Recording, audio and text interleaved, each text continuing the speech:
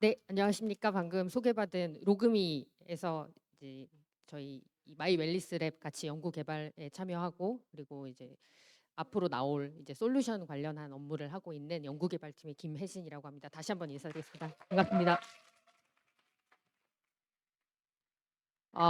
제가 항상 이렇게 이 마이 웰리스 랩 교육 강의를 나오면은 처음에 드리는 질문들이 몇 가지가 있는데요. 오늘은 이 규모가 제가 가봤던 가장 큰 규모가 한 100명, 100분 정도 계신 그런 강의였는데, 이 마치 예전에 제가 학교에 있을 때 이렇게 대형 교양 강의 수업하는 그런 듯한 느낌을 되게 많이 지금 받고 있습니다. 네, 그래서 좀 떨린데 좀 즐겁게 들어주셨으면 좋겠고요, 오늘요. 호응 좀 많이 해주셨으면 좋겠고요. 네. 그리고 뭐 중간에라도 질문 있으시면 언제든지 이렇게 좀 자유롭게 그런 분위기에서 오늘 좀 1시간 보냈으면 좋겠고요. 어, 권오란 교수님 그 강의 들어보신 분 한번 손 한번 들어보시겠어요? 온라인이라도. 예. 생각보다 그래도 많이 없으시네요. 여기는. 네. 근데 이제 권오란 교수님은 다 잘 아시다시피 저희 로그미 대표이사님으로 계시고, 이제 이화여대에서 이제 오랫동안 식품영양과 교수님으로 재직을 하시면서 식품과 건강에 관한 연구들을 오랫동안 해 오셨고, 이제 연구를 해 오셨던 그 이제 지난 10년간의 데이터를 바탕으로 이 마이 웰리스 랩이 탄생했다라는 정도는 아마 리더님들께서 다 알고 계실 겁니다. 그래서 이제 저의 정체는, 네, 이제 권오란 교수님께서 10년 동안 이렇게 식품과 관련된 건강과 관련된 연구를 하시면서 항상 영양과 운동은 떨어져서는 안 된다라는 철학을 가지고 계셨어요. 그래서 그때 이제 30대 초반에 이제 프레시 박사였던 저를 이제 나랑 같이 연구하자 이렇게 좀 이끌어 주셔가지고 지금 한 12, 3년째 같이 이제 연구 파트너로 일을 하고 있고요. 그래서 뭐 제가 영양 쪽에는 뭐 전혀 감히 손을 못 대고, 이제 그 영양과 관련된 이제 연구를 좀 이렇게 디벨롭 시키는 과정에서 제가 운동으로 이렇게 좀 양념을 쳐드리면서 같이 연구를 하고 이렇게 여기까지 같이 오게 됐습니다. 예, 그래서 저는 그래서 전공이 원래 운동생리학이라는 이제 학문을 들어보셨을지 모르겠는데요. 운동을 했을 때 우리 몸이 어떻게 변하는지 뭐 이런 거에 대해서 연구를 한 15년 동안 해왔고요.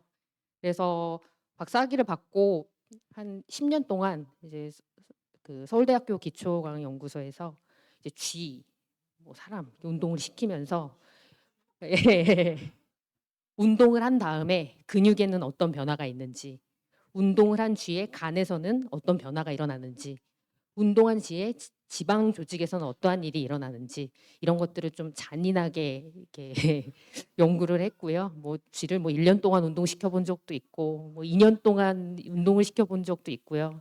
뭐 한 2년 반 정도가 수명이거든요. 네, 그러면 그때까지 살게 뒀다가 죽기 직전에 운동을 하면 무슨 일이 생기는지 뭐 이런 잔인한 그런 연구들을 많이 하다가요.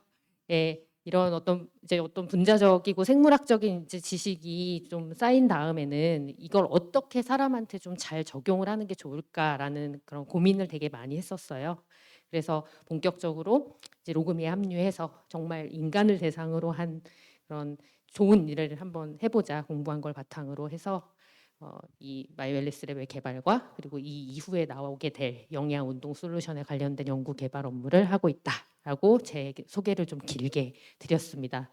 네, 저를 다 모르시는 분들이니까요. 네, 그래서 오늘 이제 본격적으로 이 마이 웰리스 랩이 어떤 건지에 대해서 좀 말씀을 드릴 텐데요.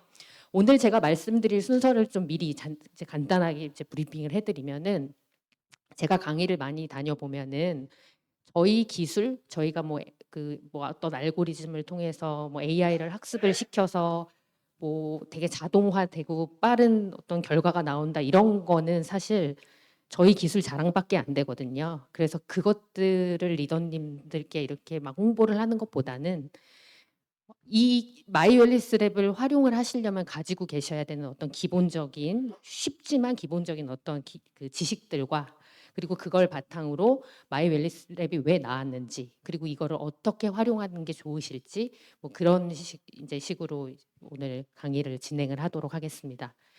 네. 자, 요즘에 건강하게 늙는다라는 거에 대해서 굉장히 관심들이 많으세요.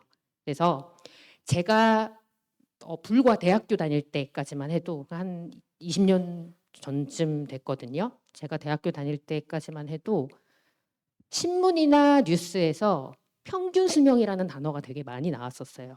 그래서 여기 계신 리더님들께서도 저기에 나오는 기대 수명이라는 단어보다는 평균 수명이라는 단어에 더 익숙하실 거예요. 근데 저 기대 수명이라는 말은 평균 수명이라는 말과 동일하게 사용을 합니다. 그런데 요즘에는 평균 수명이라는 단어보다 기대 수명이라는 말로 이렇게 치환이 돼서 사용이 되고 있죠. 근데 우리나라의 평균 수명, 즉 기대 수명이 남자분들도 80세가 넘었고요.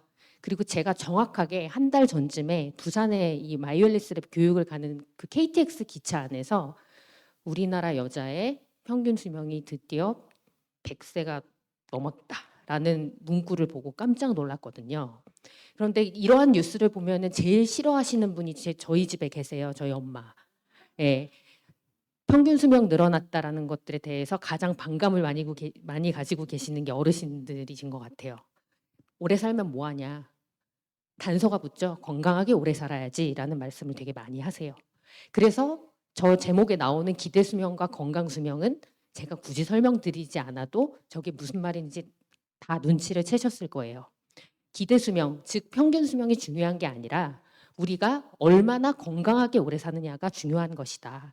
우리가 아무리 평균 수명이 100세라고 해도 60세까지 건강하게 살다가 40년을 병상에 누워 있으면 아무 소용이 없다. 건강 수명이 60세인 게 소용이 없고 차라리 건강하게 80년을 살고 80세에 죽는 게 더 좋다라는 거를 모든 분들이 너무 잘 알고 계시죠. 그래서 왼쪽에 그래프를 한번 보시면은요. 남자고 여자고 할 것 없이 이미 우리나라의 기대 수명은 저거는 이제 올해 통계가 아니라서요. 조금 숫자가 좀 낮아요. 기대 수명, 즉 평균 수명은 정말 많이 늘어났어요. 그런데 오른쪽에 건강 수명을 보시면 남자도 그렇고 여자도 그렇고 거의 10년이나 차이가 나요. 저 말은 즉 우리가 수명이 늘어나긴 했는데 죽기 전 10년은 아프다가 죽게 된다라는 얘기죠. 그래서 저러한 통계를 보시면은 미루어 짐작하실 수 있듯이 이 높아지는 기대 수명 그런데 건강 수명은 여전히 제자리이기 때문에 당연히 연간 국가 노인 의료비가 45.8조 그리고 노인 1인당 진료비가 500만 원이 넘어가죠. 그리고 이것뿐만이 아니라 노인 개인적으로 의료비에 지출하는 돈도 어마어마하다라는 게 이제 너무 잘 알려져 있습니다. 그런데 이게 왜 갑자기 이렇게 그 노화가 진행이 되고 노쇠해지는 걸까요? 여기서 제가 먼저 또 질문을 하나 드리겠습니다. 노화와 노쇠의 차이점에 대해서 정확하게 알고 계신가요? 노화와 노쇠의 차이점. 네. 이 한국말의 장점이요. 노화와 노쇠를 딱 보는 순간 뭔가 느낌은 다르다는 걸 아세요. 그리고 아마 속으로 지금 다 아실 거예요. 자, 제가 그러면은 말씀드릴게요. 노화는 우리가 늦출 수가 없는 거예요. 자연적인 현상입니다. 그래서 우리가 그냥 자연스럽게 주민등록상 나이가 점점 먹어감에 따라서 노화가 진행된다라고 얘기를 하죠. 그런데 노쇠는 어떠냐면요. 네, 늦출 수 있는 거예요. 노쇠는. 노화가 진행되면서 쇠약해지는 거죠. 네. 그래서 우리가 자연스럽게 나이가 먹어가는 건 막을 수 없지만 그게 노화, 우리가 나이가 들어가면서 쇠약해지는 건 막을 수 있는 거예요. 그래서 노화와 노쇠는 그러한 차이점이 있다라는 거를 또 알아두시고요. 왼쪽 그림 보시면 우리가 정말 많이 들어본 각종 질환들이 다 나와요. 고혈압, 뭐 고콜레스테롤, 그리고 뭐 관절염, 당뇨병, 뭐 이런 많은 만성 질환에 대한 단어들이 나오는데 저러한 질병들이 결국 노쇠해지는 원인이 된다라는 거라고 너무 잘 알려져 있죠. 그래서 실제로 보건복지부에서 2017년에 우리나라 65세 노인들을 대상으로 노인 실태 조사를 했어요. 그랬더니 우리나라 65세 노인들 중에 맨 위에 보시면 90%가 한 개 이상의 만성 질환을 가지고 계셨고, 그리고 그 분들을 또 모아서 다시 조사를 해봤더니 그중에 73%는 만성 질환을 두 개를 가지고 있고, 또 이분들을 추려서 다시 조사를 해보니까 이 중에 절반이 넘는 분들이 만성 질환을 세 개 이상 가지고 있더라. 그래서 결국에 이러한 만성 질환을 가지고 있는 것들이 건강하게 늙지 못하는 노쇠해지는 원인이 되더라라고 잘 밝혀져 있습니다. 자, 그러면 이미 이제 마이 웰니스 랩에 대해서 한 번씩 이제 보셨다고 제가 가정을 하고, 뒤에 보면은 이제 점수가 두 가지가 나와요. 마이 웰니스 랩에 보면. 그러면은 노화 억제 분석 지수라는 점수가 하나 나오고, 그 다음에 또 하나는 만성질환 억제 지수라는 점수가 나오는데, 제가 이 두 개의 점수에 대해서 오늘 1시간 동안 뭐 몇 번씩, 뭐 3번, 4번씩 이렇게 설명을 드리겠지만, 이 점수가 나오게 된 배경에 대해서 설명을 드려야 될 것 같아요. 그래서 노화 억제 분석 지수라는 것은 우리가 그 노화에 의해서 증가하는 활성산소와 관련된 점수고요. 그리고 만성질환 억제 지수라는 것은 이 우리 몸이 나이가 들어가면서, 그리고 잘못된 생활 습관으로 인해서 대사율이 떨어지면서 발생되는 어떤 그러한 문제를 이제 집어내는 그런 점수라고 말씀을 드릴 수가 있어요. 뒤에서 몇 번 반복해서 설명을 드릴 거니까 지금 못 알아들으셨어도 네, 안심하시고 넘어가셔도 됩니다. 그래서 첫 번째는 뒤에 나올 노화 억제 분석 지수와 관련된 활성산소에 대해서 제가 설명을 좀 자세하게 드리도록 하겠습니다. 제가 지금까지 교육 다니면서 활성산소 모르시는 분 손 들어보세요. 그랬을 때 한 분도 못 뵀거든요.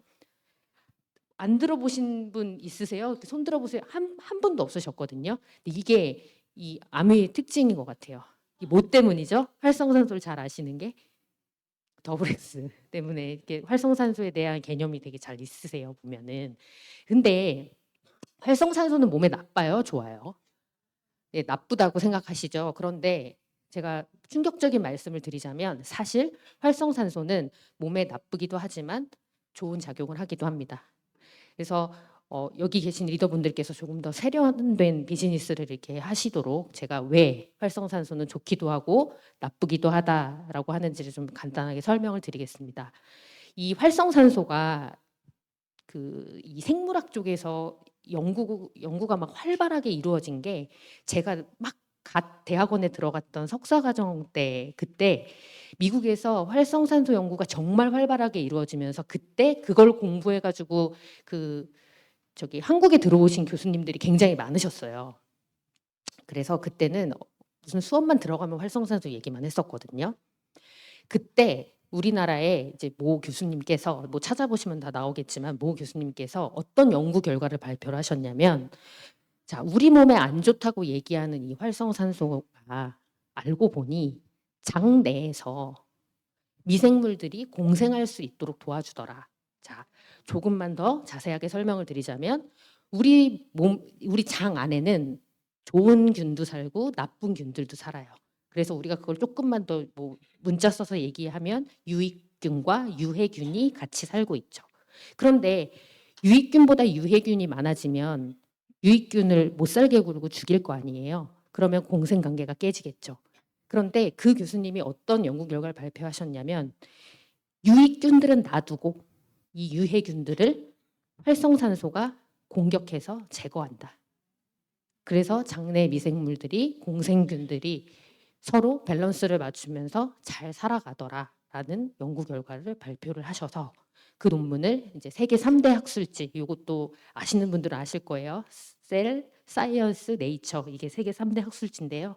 그중에 사이언스라는 곳에다가 2005년에, 그때는 뭐 우리나라에서 그 3대 학술지에 논문 내면 신문에 나올 때였거든요. 지금이야 뭐 너무 훌륭하신 과학자분들이 많으셔가지고 밥 먹듯이 내시지만, 그때는 그때 그 논문으로 사이언스에 이제 논문이 게재가 됐었어요. 그래서 저는 이제 어렸을 때 가까이서 그거를 봐가지고 활성산소가 나쁘다라고 얘기를 하면 꼭 옆에서 제가 이렇게 태클을 걸어요. 아니야, 좋기도 해. 예, 이렇게 제가 항상 말씀을 드리는데, 그래서 활성산소를 아 나빠 이렇게 얘기하시면은 좀 덜 세련된 거고, 예, 앞으로는 활성산소는 나빠 유해산소이기는 해. 그렇지만 반드시 그런 건 아니다. 우리 몸에서 살균 작용을 함으로써 우리 몸에 좋은 영향을 미치기도 한다. 이게 조금 더 옳은 답변이다라는 거 말씀을 드리겠습니다. 자, 근데 어쨌든 활성산소는 나쁜 역할을 많이 하기는 해요. 그래서 저 왼쪽에 사람 그림을 보시면은 우리 몸에서는 끊임없이 활성산소를 막 생성을 해요. 지금 저처럼 많은 분들 앞에서 이제 실수하지 않고 얘기를 해야 되는 지금 저의 이 엄청난 압박감과 이 스트레스를 받고 있는 이 상황, 막 온몸에서 활성산소가 막 나오고 있을 거예요. 그런데 제가 여기서 쓰러지지 않고 계속 말씀을 드릴 수 있는 이유는 제 몸 한쪽에서는 계속해서 활성산소를 제거하고 있기 때문이죠. 그래서 지금 제 몸은 저게 그림에 나와 있는 것처럼 이 활성산소의 균형이 잘 맞고 있는 상황이에요. 만들어내지만 그만큼을 잘 제거해주고 있는 상태예요. 그리고 여기 계신 모든 분들도 대부분이 그런 상태이실 거예요. 그런데 이 균형을 대부분의 사람들은 이 균형을 잘 맞추어서 살고 있지만 균형이 깨지는 순간이 옵니다. 언제 균형이 깨지냐면 저 일상생활의 자극. 어떤 자극이요? 자외선이 막 강한 햇빛. 그리고 저 두 번째 이제 제가 좋아하는 알코올. 네. 그리고 뭐 요즘에는 흡연하시는 분들 많이 없으시지만 뭐 흡연이나 아니면 과식, 그리고 뭐 특히 뭐 탄수화물 과식, 그리고 편식, 어떤 대표적인 편식이 있을까요? 항산화 성분이 많은 뭐 폴리페놀이나 이런 것들을 섭취를 좀 과도하게 안 하시는 분들, 이러신 분들이 보통 저러한 그 활성산소의 균형이 많이 깨져 있죠. 그래서 우리가 활성산소가 생성되는 양이 제거해주는 양보다 더 높을 때 우리는 이 항산화 밸런스가 깨졌다라고 얘기를 하고요. 이 상황을 우리 몸에서는 산화 스트레스를 엄청나게 받고 있다라고 정의를 합니다. 그래서 이 산화 스트레스가 막 증가를 하면 우리 몸에서는 어떤 일이 일어나냐면요. 우리 몸은 뭐 다 아시겠지만 뭐 뇌로도 이어져 뇌도 있고 간도 있고 이런 조직들이 있는데 그 조직들은 개개의 세포가 모여서 이루어져 있죠. 그래서 이 조직마다 이런 잘생긴 세포들이 이렇게 있어요. 매끈하죠. 근데 이것들이 몸에서 산화 스트레스가 막 증가하게 되면 활성산소의 공격을 막 받아서 세포의 모양이 이상해지기 시작하고 결국에는 손상되고 죽음에 이르게 됩니다. 그래서 노화를 촉진시킨다고 얘기를 하죠.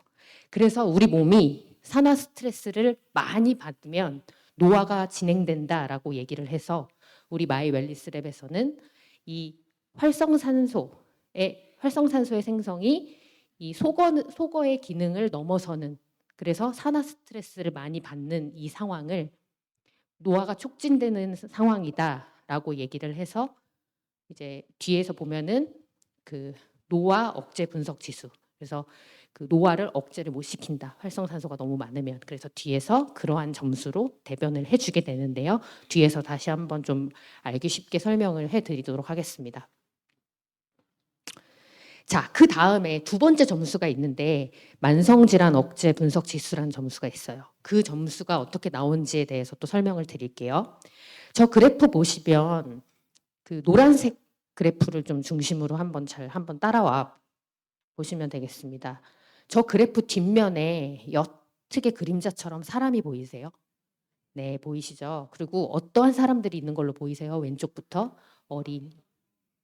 네, 어린이, 청소년, 어른, 그리고 노인 이렇게 가게 되죠. 그래서 결국에는 저쪽에서 이쪽으로 오는 게 노화가 진행되는 어떤 그런 걸 나타내고 있고, 저 노란색 그래프를 보시면 뭐라고 써 있냐면 에너지 소비량 이렇게 써 있어요. 우리 ABC 센터 가면요. 항상 뭘 찍을 수 있죠? 인바디 찍을 수 있잖아요. 그 인바디를 찍으면 그 결과지에 저런 비슷한 말이 뭐가 하나가 나와요. 네, 기초대사량이라는 결과를 볼 수가 있어요. 그래서 보통 저 같은 이제 40대 여자를 기준으로 한 기초대사량이 1,400 정도 나오면 굉장히 훌륭하다라고 얘기를 하고요. 제 체구에, 그리고 보통 1,300 정도 나와도 괜찮아 이렇게 얘기를 해요. 근데 제가 다른 연령대 기초대사량은 잘 모르겠어요. 외우고 다니질 않아서. 그래서 거기에서 나오는 기초대사량을 보고 괜찮다라고 얘기를 하는 건 무슨 얘기냐면 기초대사량이라는 거는 내가 칼로리를 소비하지 않아도 가만히 있어도 소비하는 이제 에너지량을 얘기하는 거잖아요. 그래서 기초대사량이 높으면 높을수록 남들보다 조금 더 많이 먹어도 살이 덜 찌고 남들보다 운동을 조금 덜 해도 살이 덜 찌죠. 그래서 결과적으로는 이 기초대사량을 높이는 것이 비만을 막는 지름길이다라고 많이 들어보셨을 거예요. 그래서 우리가 기초대사량을 늘리기 위해서 어떤 운동을 해야 된다라고 배우죠, 보통? 네, 근력 운동을 해야 된다라고 배워요. 왜냐하면 근육량이 기초대사량을 늘려주기 때문에 그렇죠. 왜냐하면 근육은 에너지를 많이 쓰는 조직이기 때문에. 네. 그래서 노화가 진행이 되면 근 위축이 같이 진행되기 때문에 에너지 소비량이 떨어지는 거는 어떻게 할 수가 없어요. 그런데 저 그래프를 자세히 보시면은 뒤에 제가 사람 보이시냐고 여쭤봤던 이유가 언제 피크치를 찍는 것처럼 보이세요? 여기 20대 아니에요. 책가방 메고 있어요. 청소년 때예요. 네, 맞습니다. 중학교 그리고 조금 늦으면 고등학생 때예요. 그래서 제가 저 사실을 알고 나서 우리 엄마가 했던 말이 거짓말이 아니구나라는 걸 알았어요. 중학교 때 한참 외모에 관심 많을 때 살찌기 싫으니까 밥만 먹고 뭐 안 먹고 이랬었잖아요. 그랬더니 야, 그때 제일 많이 들었던 얘기가 돌도 다 소화가 되고 그리고 먹어도 다 키로가라고 말씀을 하셨죠. 엄마가 얘기했던 게 엄청 과학적인 얘기였어요. 네, 저희 엄마는 과학을 하지 않는 사람인데, 예, 그래서 충격적이게도 에너지 소비량은 20대를 넘어서까지 피크를 찍는 게 아니에요. 이미 20대를 됐을 때는 이렇게 감소하는 경향을 보이게 돼요. 저쪽으로. 근데 이제 밑에 두 개의 그래프를 같이 보실게요. 에너지 소비량은 어렸을 때 한번 픽을 찍고 쭉 내려가요. 서서히 내려가요. 그런데 뭐는 같이 올라가요? 지방 축적은 같이 계속해서 올라가요. 네. 그래서 제가 저거를 요즘에 몸소 깨닫고 있는 게요. 저는 운동을 되게 좋아해요. 그래서 여자긴 하지만 남자들이랑 같이 축구도 하고요. 네. 그리고 뭐 등산도 좋아하고 달리기도 하고 웨이트도 하고 운동하는 걸 너무 좋아하는데요. 배는 어떻게 안 돼요. 요즘에는. 네. 이게 제가 한 39살 때부터 정말 이게 몸소 느꼈던 건데 제가 올해 42살이거든요. 근데 한 3년째 배가 들어가지 않고 있어요. 네. 그래서 3년째 계속 계절마다 바지를 사고 있는 것 같아요. 네. 그래서 참 과학적이에요, 이 그래프는. 네. 그래서 먹는 걸 줄이는 것밖에 답이 없다라고 제가 요즘 스스로 결론을 내렸습니다. 그래서 에너지 소비량이 이렇게 내려가고 지방 축적량이 이렇게 증가를 하면서 이 두 개의 선이 점점 가까워져요.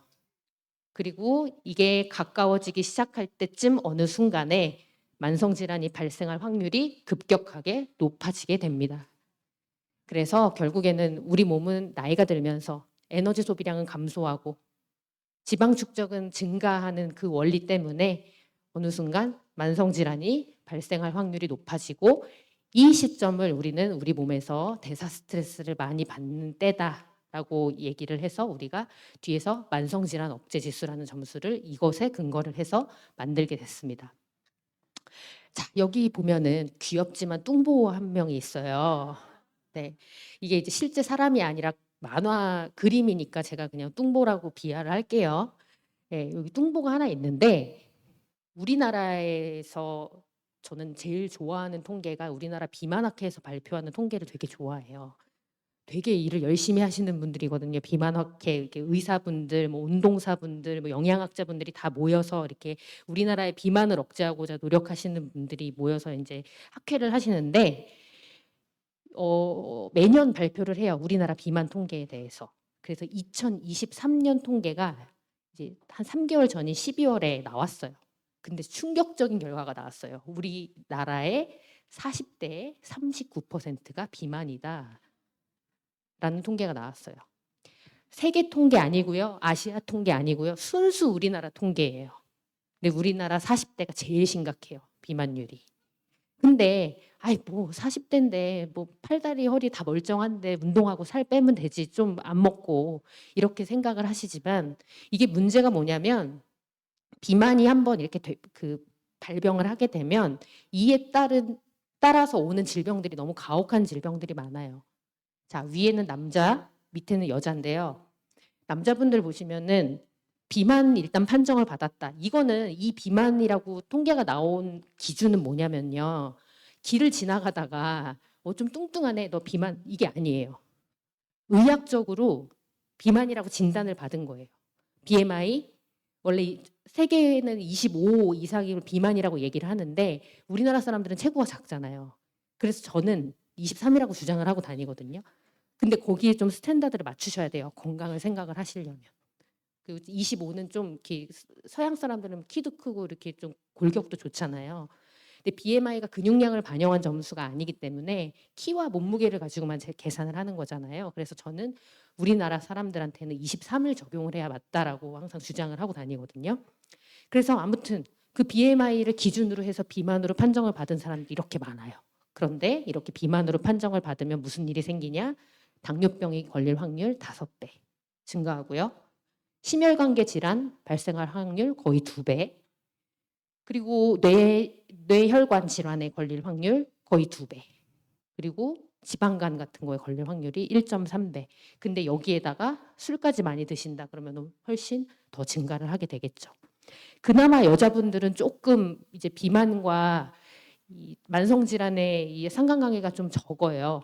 왜냐하면 기본적으로 남자분들보다 여자분들은 체지방량이 좀 있기 때문에 많기 때문에 그리고 또 참고로 하나 여기 좀 오늘 남성분들 여성분들이 좀 반반이신 것 같아서 뭐 여성분들을 위해서 하나 말씀을 드리자면 막 과도하게 다이어트를 해서 체지방을 빼잖아요.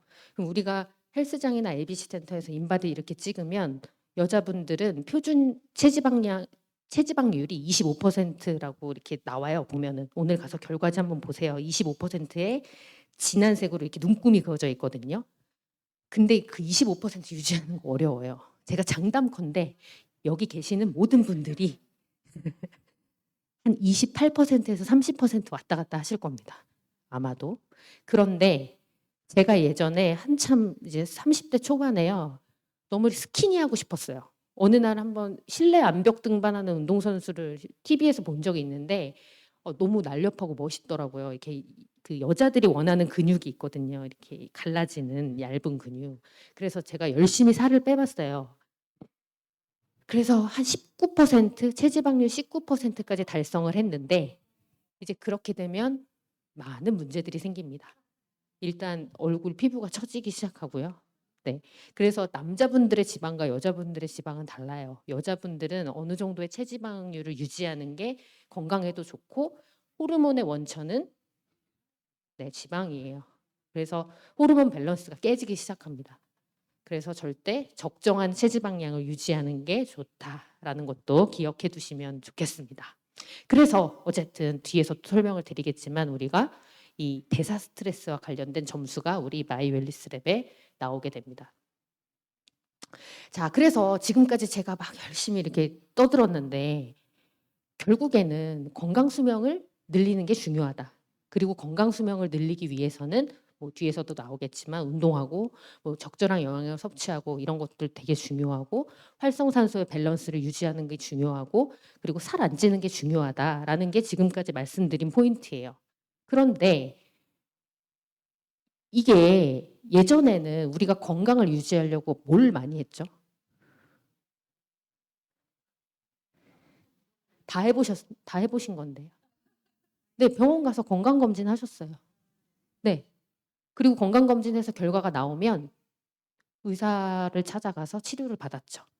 그래서 우리는 지금까지 의학의 발전과 더불어서 조금씩 이렇게 수명이 올라갔어요.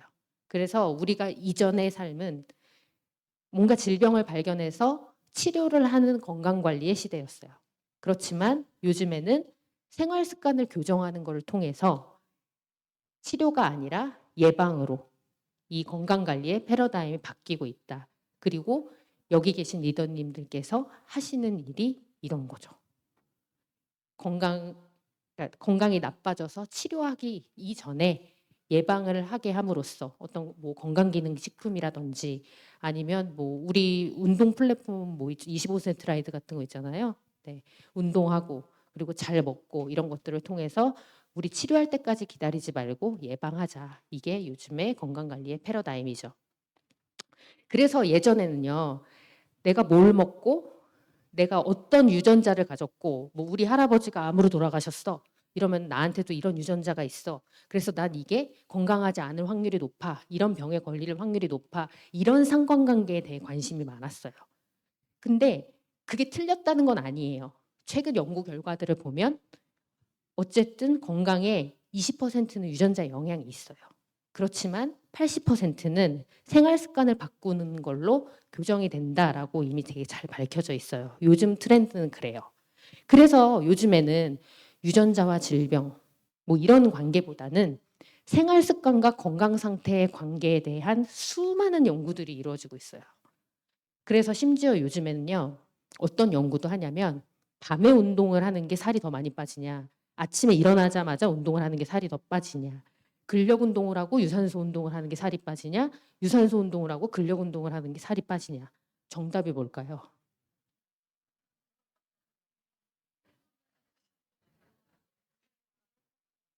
제가 진리로 말씀드릴 수 있는 건 딱 하나 있어요. 공복 유산소는 진짜 짱이에요. 네. 체지방 빼는 데는 그것만한 게 없어요. 그런데 뭘 먼저 하고 언제 하고 밤에 하고 낮에 하고 뭐 이런 거는요. 다 개인차가 있어요. 네. 그래서 이게 개인 맞춤형 시대잖아요. 그래서 운동하는 시간까지 개개인마다 설정해 주는 시대가 올 거예요. 곧. 자, 만약에 A라는 분이 계세요. 자, 근데 죄송하지만 절대 밤 10시 이전에 운동을 해서는 살이 안 빠지십니다. 밤 10시 이전에 근력 운동 열심히 해봤자 근육 안 붙습니다. 반드시 밤 10시 이후에 짐에 가서 운동하세요. 이런 시대가 올 거예요. 네.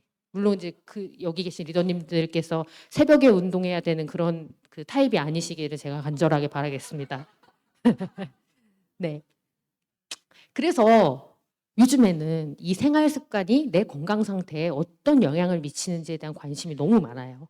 그래서 위에 보시면 우리가 요즘에 가장 관심이 많은 생활 습관 성형법이 세 가지가 있는데 불과 5년 전까지만 해도 두 가지밖에 없었어요. 뭐요? 먹는 거랑 운동.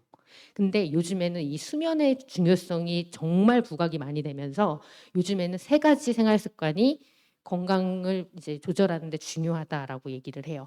그래서 운동, 수면, 영양 이 세 가지가 대표적인 생활습관 교정법으로 알려져 있습니다. 그래서 이 세 가지가 무엇을 통해서 건강 상태에 영향을 미치는지에 대해서 수많은 과학자들이 열심히 연구를 하고 있죠. 아직도 의문이에요. 자, 그래서 또 한번 정리를 한번 해볼게요. 저 그림에 나와 있는 거는 뭘 의미하는 걸까요? 우리가 기존에 건강 관리를 하던 방법이에요. 자, 위에 의사들이 가운을 입고 있어요. 그리고 이 사람에 대한 진단, 뭐 처방전 같은 게 있어요. 그리고 뭐 혈압도 재고 피도 뽑아요. 그런 다음에 우리 건강검진 결과표에서 한 번씩 다 보셨죠? 뭐라고 써 있죠? 하루 30분 유산소 운동 하시고요. 네, 그 이상 하시면 더 좋습니다. 소식하시고요. 3대 영양소를 골고루 드셔야 되긴 하지만 탄수화물의 섭취를 줄이시고 지방은 동물성 지방을 줄이시고 식물성 지방을 드시도록 하세요. 안 보신 분 한 분도 안 계실걸요? 대한민국 국민들 중에서. 그게 저희가 주장하는 획일화된 솔루션이에요. 그리고 어떤 우리나라에 유행이 있어요. 한 10년 전에 오메가3 다 먹었죠. 저희 엄마도 드셨어요. 근데 요즘에는 뭐 드시는 분도 있고 안 드시는 분들도 계실 거예요. 그리고 5년 전에 제가 이제 아까 초반에 살짝 이제 언급을 드렸지만 제가 알코올을 좋아해요. 그래서 이 간 기능 개선에 관심이 굉장히 많거든요. 어떻게 해야 내가 오늘도 행복하게 술을 먹고 내일 맨정신으로 열심히 일을 할 수 있을까 이런 거에 대해 관심이 많거든요. 그래서 제가 밀크시스를 종류별로 먹어봤거든요. 네, 그런 거 획일화된 솔루션. 그리고 몸무게 재고 똑같은 건강기능식품 추천받고 그리고 저항성 운동하세요. 근육 많아야 되니까. 이게 우리가 최근까지도 받고 있는 솔루션이었어요.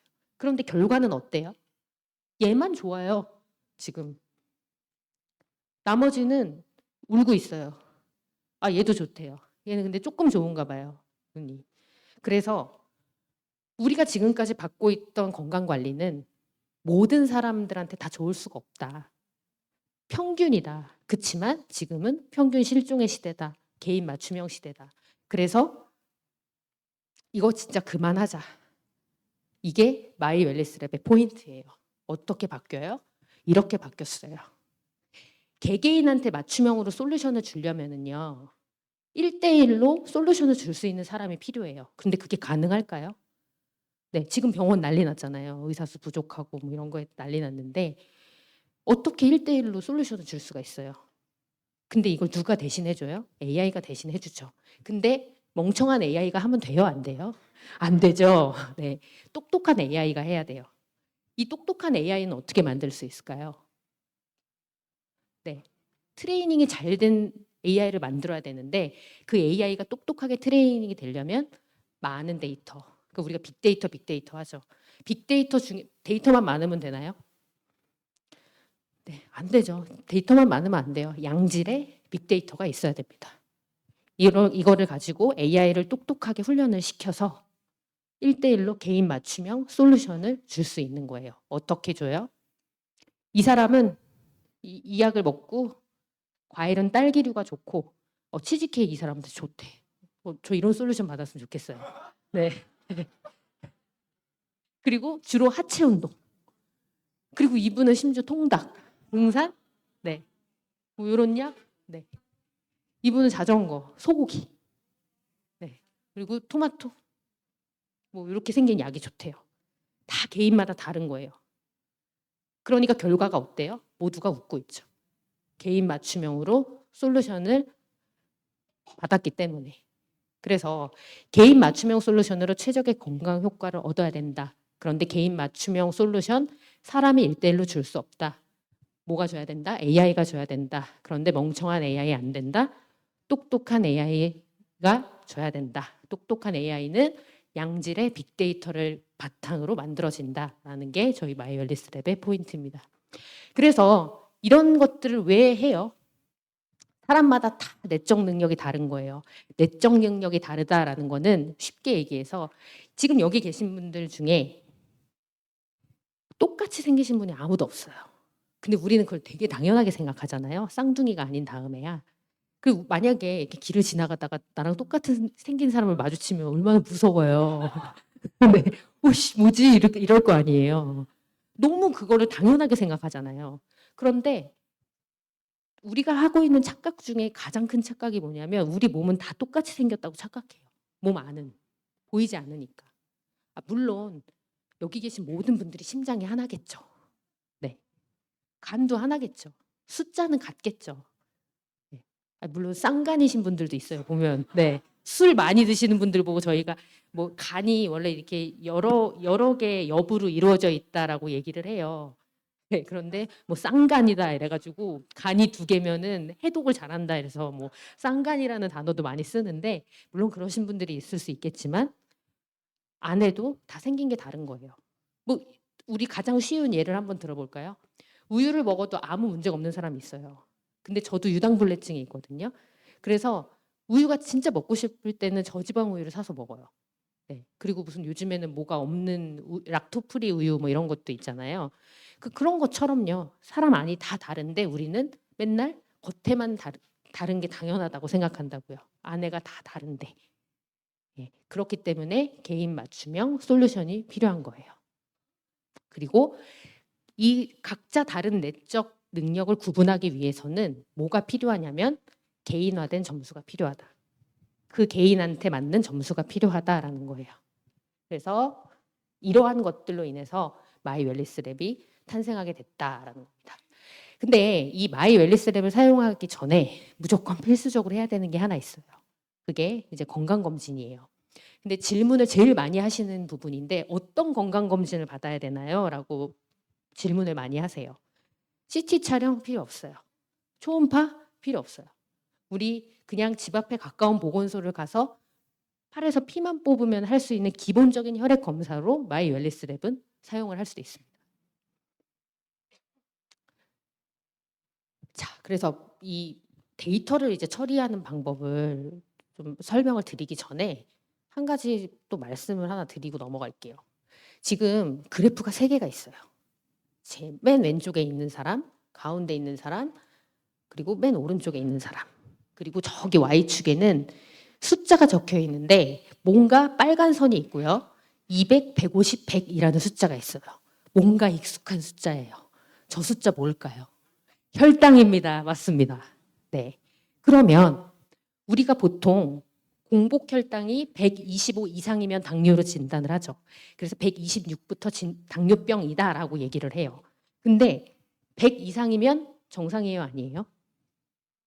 저걸 보고 당뇨 전 단계라고 얘기를 하죠. 그래서 공복 혈당이 100 이상이면은 위험해요. 그러니까 조심을 해야 되는 그런 상황인 거예요. 그래서 우리 베개도 빨간 줄이 쳐져 있고 그리고 이제 200 밑에도 이렇게 빨간 줄이 쳐져 있어요. 그러면 이걸 우리가 알았어요. 이제 맨 왼쪽에 있는 사람은 어떤 사람이에요? 건강한 사람이에요. 그런데 100을 넘어갈 때가 있어요. 저거는 밥 먹었을 때 그래요. 네. 그래서 우리가 왼쪽에 건강인, 두 번째는 반건강인, 그 다음은 환자라고 얘기를 해요. 보통은. 근데 여기에서 건강검진과 연결해서 어떤 생각을 한번 해볼 수가 있냐면요.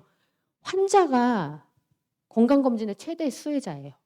왜냐하면 당뇨병을 진단받았잖아요. 이 사람은. 누가 만나줘요? 의사가 만나줍니다. 근데 저 반건강인이랑 건강인은 안 만나줘요. 정상인 건강검진표 가지고 가면 네, 외웠어요? 네, 맞아요. 지금처럼 관리 잘하세요. 네. 그리고 뭐 다음에 검진했을 때 문제가 생기면 그때 오세요. 라고 얘기를 하시죠, 보통. 그래서 뭔가 차별당하는 느낌이에요. 그리고 건강검진표 뒤에 돌려보면 뭐라고 써있죠? 개인이 스스로 생활습관 관리해서 건강 유지하세요. 뭐예요? 하루에 30분 이상 유산소 운동하시고 동물성 지방 섭취 줄이고 지겨워요, 이제. 그래서 우리가 건강검진의 가장 큰 맹점이 건강한 사람들, 그러니까 질환이 없는 사람들한테 아무 대책도 주지 않는다라는 거죠. 그리고 심지어 또 뭐까지 있냐면요. 저런 건강검진표 다 보셨잖아요. 저거 이해하기 쉬우세요? 네, 이러한 설명들이 줄줄이 나와요. 그래서 많은 사람들이 이렇게 내 건강검진표를 보고 물음표를 가지고 있죠. 그래서 뭐 헬스 리터러시 해가지고 뭐 우리나라 사람들이 개인의 건강 정보를 얼마나 이해하는지 뭐 이런 통계들도 요즘 있는데 40% 이상이 제대로 이해를 하지 못한다고 해요. 그래서 거기에 그것도 우리 마이 웰리스 랩이 탄생하게 된 이제 그 계기가 되었습니다. 제가 이제 서두에 말씀드렸듯이 저희 기술 자랑 많이 안 할 거예요. 왜냐하면 아까 AI 설명 드리면서 당연히 양질의 그리고 많은 데이터가 중요하다라고 말씀을 드렸고 저희 로그비가 보유하고 있는 AI 당연히 10년 넘게 그 권호랑 교수님 연구팀에서 연구를 해서 축적해낸 그 다양한 이제 데이터베이스를 보유를 하고 있고 그것들에 의해서 이제 트레이닝된 그 AI를 가지고 있다라는 것 그리고 그걸 바탕으로 해서 관련 논문 16건 국내 아니고요 해외 학회 논문을 다 냈고요 그 다음에 이제 등록된 특허도 2개를 가지고 있습니다. 그래서 저희의 똑똑한 이 AI 알고리즘이요 아까 설명드린 2가지 점수를 계산을 해서 알려줘요. 뭘 입력하면요 사용자가 데이터를 입력하면은요. 그런데 자, 우리 마이 웰리스 랩에서는요. 지금 혈액 검사 그리고 건강 검진하러 가시면은 기본 설문 하시잖아요. 뭐 키, 나이, 뭐 몸무게 이런 거 물어보고 뭐 몸무게를 재주는 데도 있고 키를 재주는 데도 있고 아니면 자기가 직접 수기를 쓰는 데도 있고 뭐 흡연 경력 뭐 이런 거 뭐 물어보죠. 하루에 술은 몇 잔 드십니까? 이런 걸 물어보시기도 하고. 그다음에 저희가 이제 별도로 추가한 생활 습관 설문이 있어요.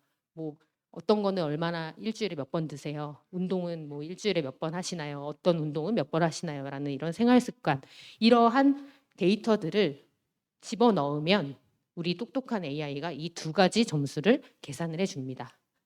그래서 결국에는 개인 맞춤 솔루션이 나오는데 리더님들께서 가장 관심이 많으신 어떤 솔루션이 나와요? 건강기능식품을 추천해 주는 거. 그리고 생활습관 성형은 아직 좀 미완성이에요. 저희 마이웰리스랩에서는. 근데 여기에서 하나 이제 궁금하실 부분이 있으실 텐데 저기 지금 마이크로바이옴 식생활 패턴 유전체에는 X라고 되어 있어요. 저희가 생각했을 때 이 그 사용자 데이터 입력을 저걸 다 받으면 완벽해요. 네, 완벽한 결과가 나올 거예요. 그런데 아직은 이제 마이랩에서 서비스하고 있는 마이크로바이옴이나 이런 것들이 지금 마이웰리스랩이라는 지금 접목이 안 돼 있는 상태예요. 그리고 식생활 패턴이나 유전체 같은 것들은 저희가 지금 계속 개발을 진행 중에 있어요. 그래서 지금은 건강검진 데이터와 저희가 제공하는 생활습관 그 설문에 대한 것들만 입력을 해서 집어넣으시면 자동으로 계산이 돼서 이러한 결과가 나온다라는 거를 말씀을 드립니다.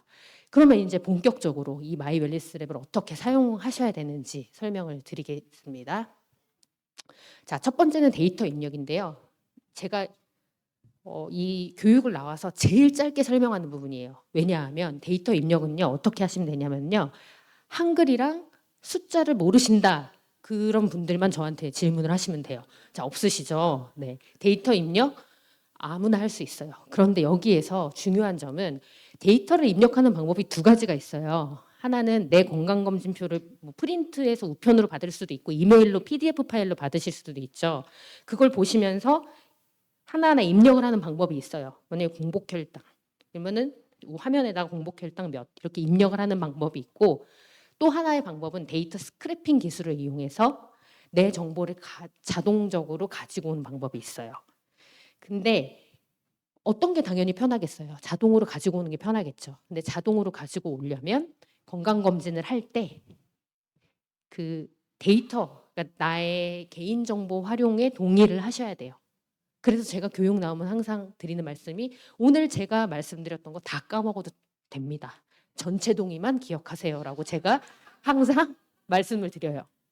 그래서 이거를 쭉 데이터를 입력을 하시다 보면은 뭐 가져오기 뭐 정보 제공 동의 인증서 해가지고 확인 이렇게 눌렀는데 정보를 가져올 수 없습니다라고 뜨면은 너무 짜증 나잖아요. 근데 그게 왜 그러냐? 내가 건강검진을 받으러 갔을 때 이 동의하지 않음 체크를 한 거예요. 왜냐하면 저도 문자 오고 이메일 오는 거 너무 귀찮고 싫어서 웬만하면 동의 안 한다고 하거든요. 근데 뭐가 중요하다고요? 그냥 전체 동의. 네, 이거를 하셔야 자동으로 정보를 불러올 수 있다. 나중에 귀찮은 일을 막을 수 있다. 그러니까 검진하러 가셔서 아니 내 정보 내가 불러오는데 뭐 그렇게 문제 안 되잖아요. 전체 동의 꼭 해주셔야 나중에 편안하게 사용하실 수 있다라는 거 다시 한번 이제 상기를 드릴게요. 그래서 데이터 입력은 이게 끝이에요. 너무 간편해요.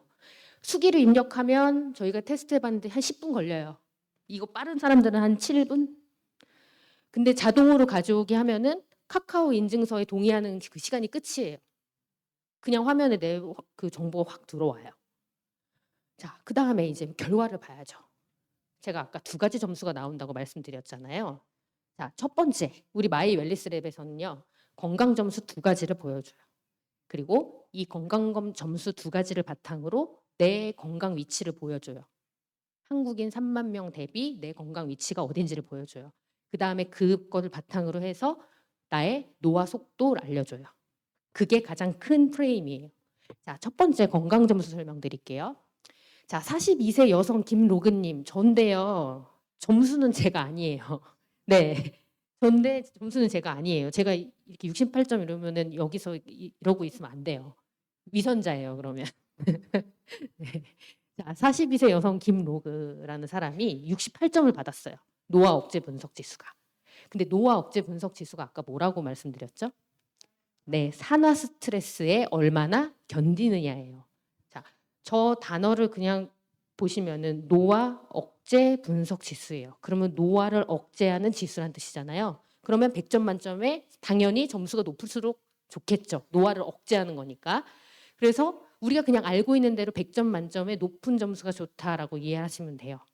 자, 노화 억제 분석 지수가 68점. 그래서 40대 여성 100명 중에 52등이다라고 정보가 나와요. 그리고 이 점수 분포와 나의 등수, 이 40대 여성의 평균 대비 나는 어디 위치하고 있는지를 보여주고요.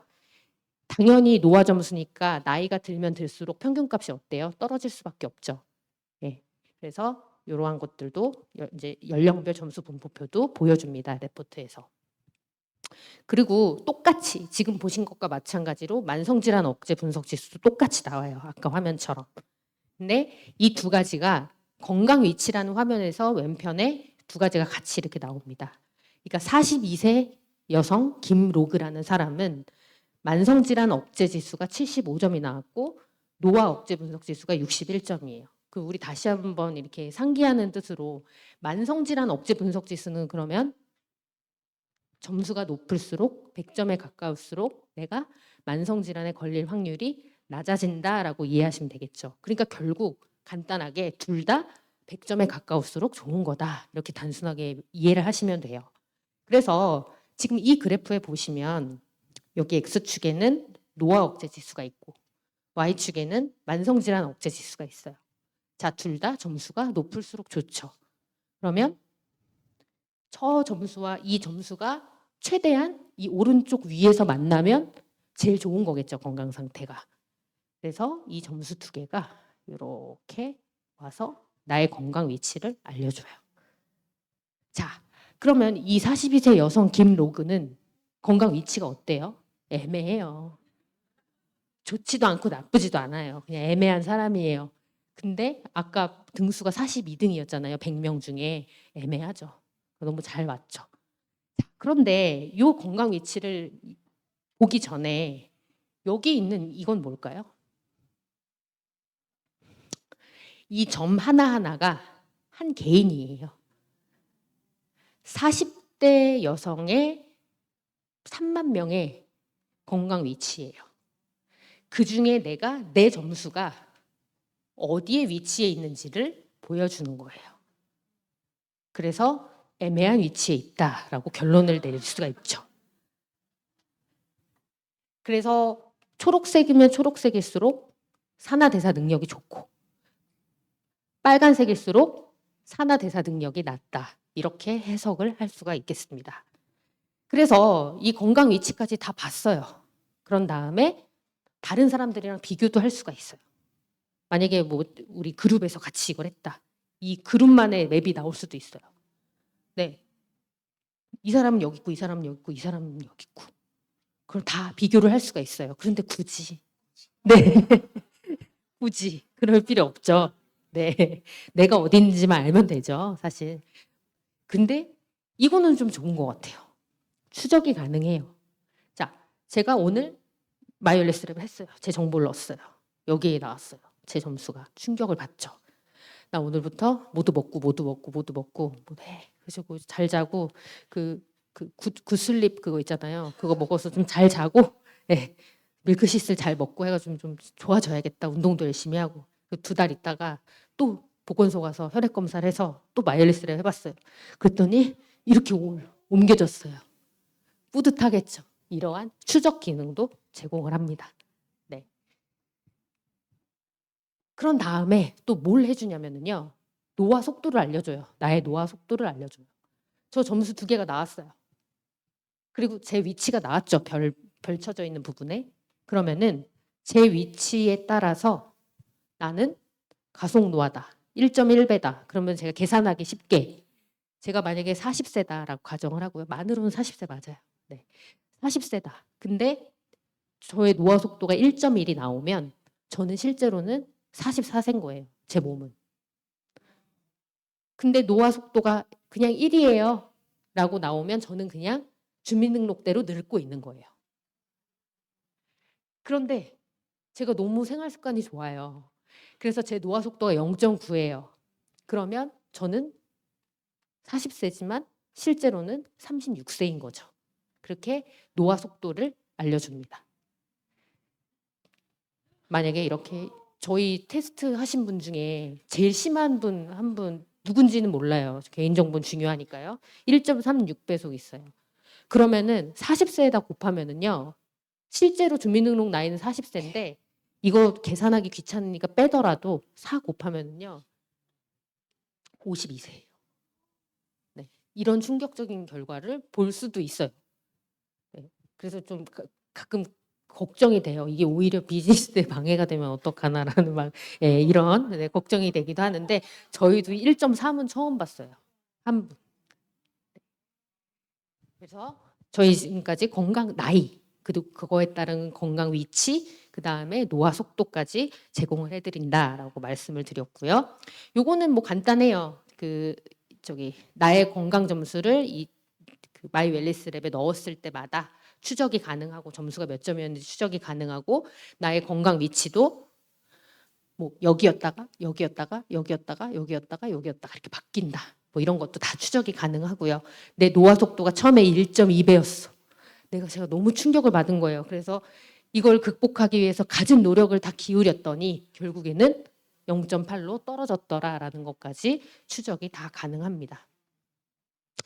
그래서 이제 가장 중요한 거는 여기까지는 이제 점수를 보는 거였고요. 판정을 받는 거죠. 쉽게 얘기해서. 이제 솔루션이 가장 궁금하신 부분이잖아요. 이 솔루션에 대해서 말씀을 드릴게요. 자, 뭔가 멋진 그림이 하나 나왔어요. 이게 저희가 말씀드리는 인체 생리 네트워크라는 그림인데요. 쉽게 설명을 드리자면 우리 몸은 눈 따로 움직이고 귀를 따로 떼서 움직일 수가 없어요. 그죠? 너무 잔인하지만.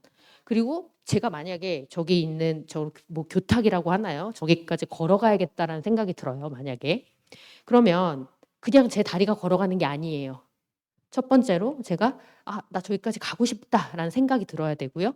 그다음에 이 생각을 근육에 전달을 해줘야 돼요. 운동신경이.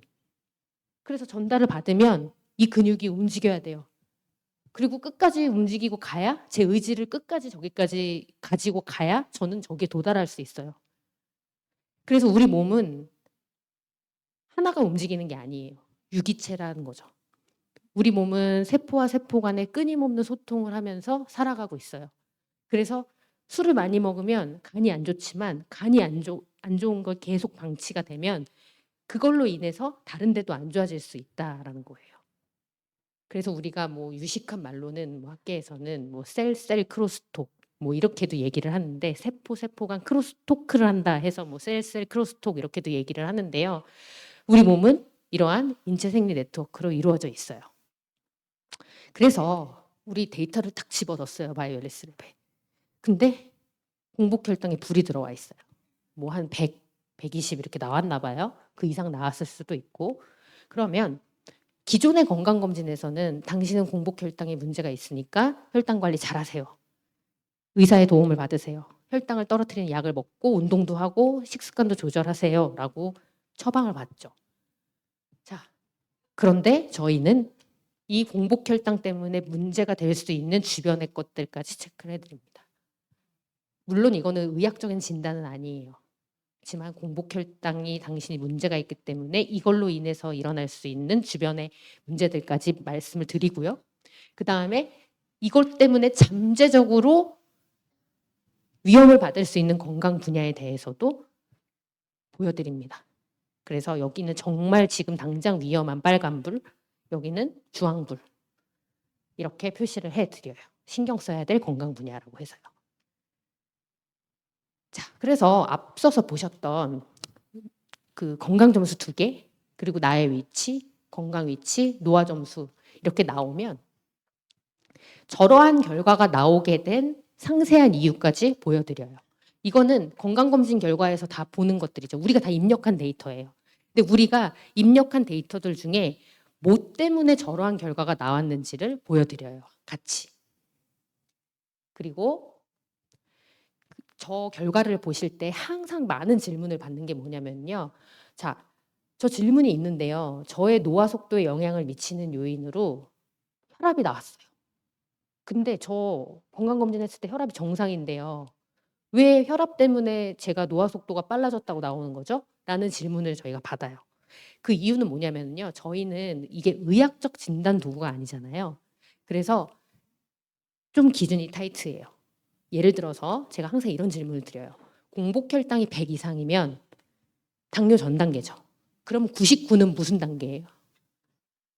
네, 99는 안전한 단계인가요? 아니잖아요. 저희는 그런 영역까지 좀 타이트하게 잡습니다. 그래서 건강검진 결과에서는 정상일 수도 있지만 까딱하면 위험 단계로 넘어갈 수 있는 단계까지 이렇게 커버를 해서 건강에 위험을 미치는 요인으로 분류를 하고 있습니다. 네. 그래서 건강검진 결과에서는 정상일지 몰라도 이 마이 웰리스 랩에서는 나의 건강에 영향을 미치는 나쁜 영향을 미치는 요소로 꼽힐 수가 있다라는 거 반드시 기억을 해두세요. 자, 그래서 저희 ABO 가이드북 이제 나갈 건데 저희 인체 생리 네트워크라는 그림이 있어요. 그러면 저희가 이제 마이 웰리스 랩 점수, 뭐 노화 속도 이런 걸 다 보고 난 다음에는 내 건강에 좋은 영향을 미치는 요인을 이렇게 초록색으로 정리를 해드리고 좀 주의가 필요한 걸 노란색으로 정리를 해드리고 진짜 시급하게 위험한 것들을 빨간색으로 이렇게 정리를 해드려요. 그런 다음에 이거를 이 인체 생리 네트워크를 조금 더 자세하게 그려드린 다음에 얘네들을 이렇게 매핑을 시켜드려요. 그래서 여기는 좋은 영향을 미치는 곳, 여기는 지금 나쁜 영향을 미치는 곳. 그런 다음에 이게 끝이 아니라 불도 밝혀드려요. 그래서 자, 이전에 여기가 빨개요. 근데 이것 때문에 이 잠재적으로 영향을 받을 수 있는 요인들까지 한눈에 알아볼 수 있도록 만들었습니다. 그리고 저 노란색은 앞서 설명드렸던 것처럼 뭐예요? 잠재적으로 위험이 있을 수 있는 부분까지 표시를 해서 드립니다. 자, 그래서 지금 방금 보셨던 이 그림을 통해서 인체 생리 네트워크 그림을 통해서 제품 추천을 하실 수 있어요. 만약에 이 부분에 빨간불이 켜졌어요. 그럼 여기를 쭉 따라가다 보면 간 건강에 문제가 있네. 그러면 이 제품을 추천할 수 있는 거예요. 이거는 내가 우기는 게 아니죠. 과학적으로 나온 거죠. 당신 데이터를 넣었더니 여기에 빨간불이 켜졌고 여기에 문제가 있을 때는 우리 제품 중에 어떤 거를 추천하면 돼요. 라고 과학적으로 추천을 해드릴 수가 있는 거죠. 네. 그래서 요 관련된 내용들은 아마 ABO 가이드북을 통해서 따로 이제 나가는 것으로 제가 알고 있고요. 요거는 이제 컨설팅을 하실 때 좀 설명 자료로 쓰시라고 저희가 준비를 했는데 저희가 아까 건강 위치 설명을 할 때 저 초록색에 있을 수도 있고 여기 중간에 애매하게 있을 수도 있고 여기 빨간 부분에 있을 수도 있다라는 그림을 보여드렸어요. 그래서 저희가 이거를 3등분을 해서 건강 유형으로 이렇게 나눴어요. 그러니까 왜냐하면 이렇게 위치만 보여드리다 보니까 그 있잖아요. 당신은 저 그래프에서 한 5분의 4 지점에 있어요. 이러면 너무 전달하기가 어렵잖아요. 그래서 A, B, C 영역을 이렇게 나눠서 당신의 건강 위치가 A에 있어요. 그럼 좋은 거고. B에 있어요. 그러면 좀 개선이 필요한 거고. C에 있으면 대대적인 개선이 필요하신 분들이죠. 네. 근데 여기서 잘 보시면요. 왼쪽이 남자, 오른쪽이 여자예요. 저희가 빅데이터 기술과 인공지능 기술을 사용해서 지금 현재 A 또는 B 또는 C에 있는 분들이 아무 솔루션 없이 10년을 그냥 지내면 나중에 10년 후에 어떻게 될지, 어디에 위치할지를 예측을 해봤어요. 그랬더니 C에 계셨던 이 40%는 10년 후에 아무것도 안 하면 100% C예요. 여자도 마찬가지예요. 10년 후에 아무것도 안 하면 100% C예요. A도 보실까요? A에 계셨던 분들도 아무것도 안 하면 이 중에 66%는 C로 가요. 여자도 마찬가지예요. 좀 덜 하지만 남자분들보다. 그래서 저 건강 위치를 보여드리고 지금 당장 하셔야 돼요. 지금 당장 솔루션을 받으셔야 돼요. 이거 안 하면 10년 후에 당신은 C가 됩니다. 이렇게 과학적으로 또 설명이 가능하다라는 거 드리고요. 이렇게 사용해 주시면 될 것 같아요. 저희가 이제 한 장에 정리를 해봤는데 처음에 필요성 제한을 하시는 거죠. 당연히 다 그렇게 하시겠지만요. 그다음에 건강검진 자료를 부탁을 해요. 그리고 뭘 부탁을 해야 돼요? 제일 중요한 거 다 까먹으셔도 되지만 전체 동의 반드시 건강검진 자료 준비와 함께 부탁을 해서 전체 동의를 받고 10분 만에 혹은 1초 만에 간단하게 정보를 입력을 할 수 있고요. 그 다음에 우리가 잘 트레이닝된 양질의 빅데이터로 트레이닝이 된 우리 인공지능 알고리즘을 통해서 결과는 10초 만에 나와요. 모든 점수와 건강 위치와 ABC 유형 다 10초 만에 나옵니다. 이렇게 해서 이러한 리포트를 보시고 오늘 저한테 설명을 들으신 거를 바탕으로 해서 잘 설명을 하시고 앉으셔서 설명을 잘 하시고 이 리포트에 기반해서 제품과 솔루션을 전달을 하시면 됩니다. 그리고 더 나아가서 이게 잘 되면 이제 장기적으로 이제 헬스 웰니스 커뮤니티 구축까지도 가능하겠죠. 네, 그래서 이렇게 사용을 해주시면 될 것 같고요. 저희 이 마이 웰니스 랩을 이제 제품을 선택하는 데 있어서 과학적 도구로 잘 활용하셔서 비즈니스에 이제 많은 도움이 되시기를 바라는 마음으로 제가 오늘 좀 부족했지만 네, 강의를 마치도록 하겠습니다. 감사합니다.